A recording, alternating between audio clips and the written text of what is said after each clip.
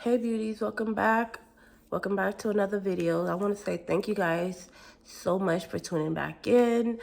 Thank you for the support. Thank you for the love. I appreciate you guys so much. If you aren't subscribed, please subscribe. Click that notification bell so you can be notified every time I post. And if you're already a part of this beauty gang, welcome back, beauties. Thank you for staying with me. This is a story time that I will be telling you guys. Story time when I disobeyed my mother, and that led me to having a stroke because she told me not to. And I just begged her, and then she said, fine, forget it. You can get your hair done. And boom, the rest was history. So my two sisters went to get their hair done, and I wanted to get my hair done as well. And I saw their hair was done, and I had just came from getting a blood transfusion, and usually after a blood transfusion, I am not allowed to sit for too long, even going to school. Like, I would literally take that day off because with my blood transfusions, whatever, I don't know about other people out there, but whenever I would get blood transfusions, I would need to rest and not do much. But that particular day, I didn't listen. My mom told me not to, but I wanted to get my hair done and I didn't care. And I didn't know that the outcome would have came when it came. Excuse me. I didn't know that the outcome would have came to me having a stroke. I didn't know that it was going to lead to me having the 3 strokes that I had and the 3 seizures that I had. But it did. Anywho, so one day, mind you, my sisters already had their hair done. So I kept begging my mother to get mine done until she finally agreed and she got the appointment. And then after school, I begged her, and she was like, no, you have a blood transfusion tomorrow, so you can't. So I begged her. And then after I got out the hospital, I reminded her, I'm like, Mom, my hair appointment's today. My hair appointment's today. So therefore, what did she do? She tried to tell me, Vera, look, you're not going to get your hair done.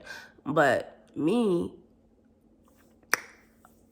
I don't know if it was an argument or whatever, but I know that me and her kept going back and forth until, she said, okay, fine. She put me in a car. She drove me to the lady that was doing my hair. So long story short, I got there.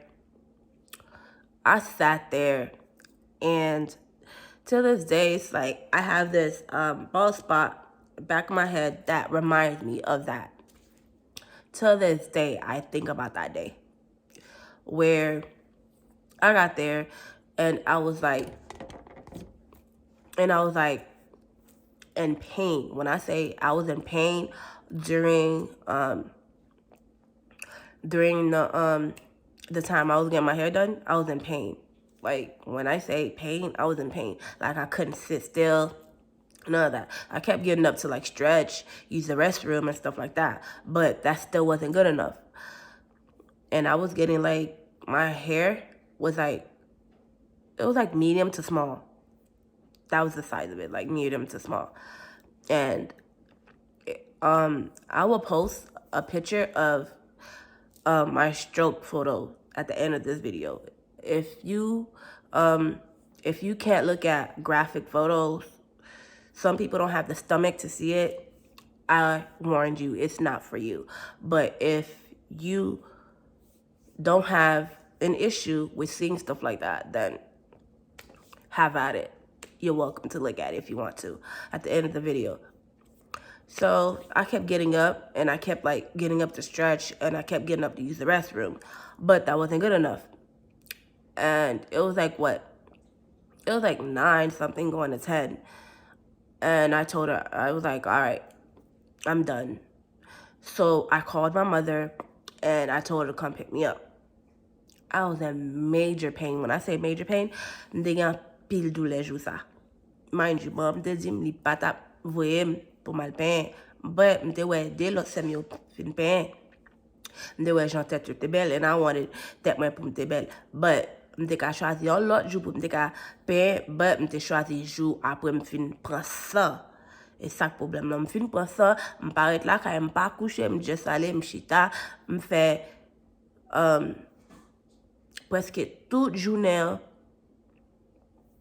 m'aller pour me payer et puis m'pas quitter sans circuler dans comme or whatnot.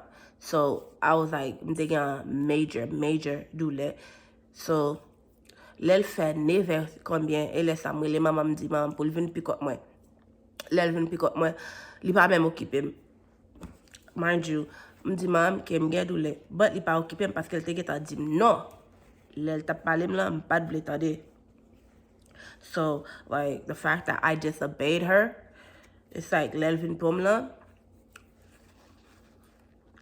excuse me, l'elvin pom la, il pat même care de moi-même parce que il te getan di non, et bien, m'de vle faire pas. So, therefore, she didn't care.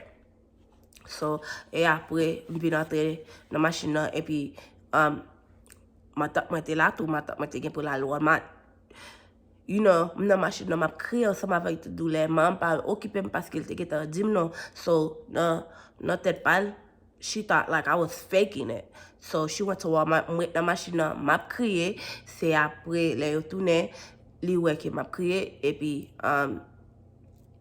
nou rive la kay, li rele ambulance, cause m pat kapab ensemble avec douleur encore. So, l'ambulance vini, map rele, like, I could not stop screaming. Like, I'm screaming in pain. Like, tout zo, mind you, it was cold. En mois novembre, l'été 2009.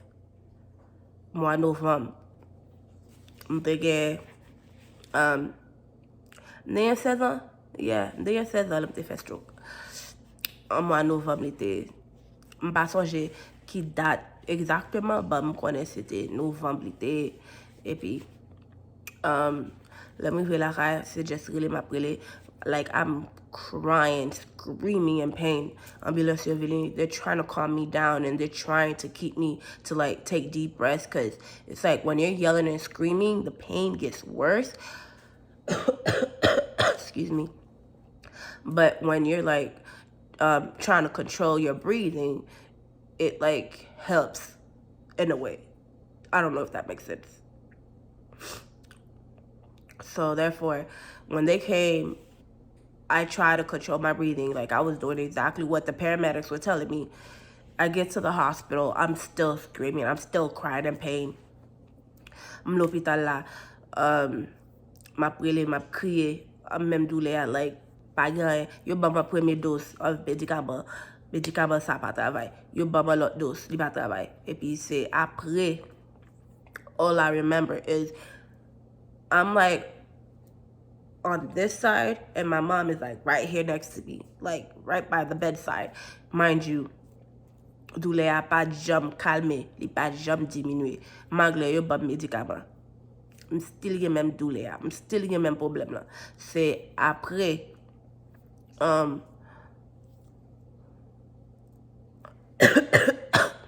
c'est après a dernier dose, that's when I remember like everything was like blank.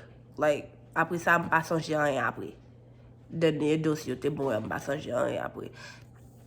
So c'est après vin tade maman m'a dit oh m'te nan comment for 6 months or 9 months. Either 6 months or 9 months coma, I don't remember. And I also excuse me, not only I was in a coma for that long, but I also my brain was like so close to exploding.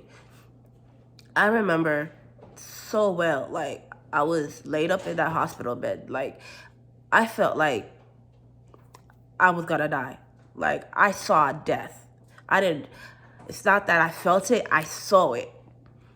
I literally saw death. Like, I saw this bright ass light in front of me telling me, this is your choice. You either, if I give you this chest, you're gonna have to speak on the chances that I'm giving you. You're gonna have to speak on my glory. You're gonna have to glorify my name. Mind you, I'm 16. I didn't really, like, when I go to church, I used to always text during church. Like, I would interact, but I would be texting and stuff like that. I wasn't really paying attention to the word of God. It's up until I had my stroke. That's when I knew that God was real. Like, when I say up until I had my stroke, that's when I knew God was real. That's when I knew that there was a God. Because, like, when I saw that light, that bright light, telling me that if I want to live, I have to speak on his name, and I have to spread the word of God, and I have to tell people what, I've gone through and where I came from. I was desperate. I said yes. Yes, as long as I live. Man, I remember my mom telling me this one doctor was telling her, listen, your daughter's gonna die. Like, you only have ou gen an seul option parce que petit toi li prêt pour le mourir. C'est commencer à prier, mettre à genoux sous quoi de bon Dieu, mettre à genoux prier parce que petit toi prêt pour mourir. C'est là ça. Like, I remember my mom telling me she prayed, and I remember other family members saying they came to the hospital that I was laying there and I almost died. And the doctor told them that my brain almost burst and popped or whatnot. And I was like, wow. When I'm hearing those stories from my family members, including my parents, I was like, yo, like, I was really in a bad shape. Like, say, après, m'te gen un paquet photo. Like, it was to the point where toute photo m'te gen, chaque fois m'gade yo fè m'kriye. Like, I erased all of them. M'regret ke m'de fè sa parce que now it's like all of that is a testimony. But lemte sot nan stroke la, oh my God, m'pat ka gade yo parce que they were so graphic, they were so sad and just so heartbreaking. M'pat ka gade yo. Chaque fois, mind you, my dad li achete an camera just to take pictures of me laid up in the hospital bed. And I got out of the coma. I got out of excuse me, I got out of rehab, and I started seeing these, and I was like, wow, that's really me. And when I kept telling people, look, this is what I saw. There is a God. Jesus Christ, excuse me.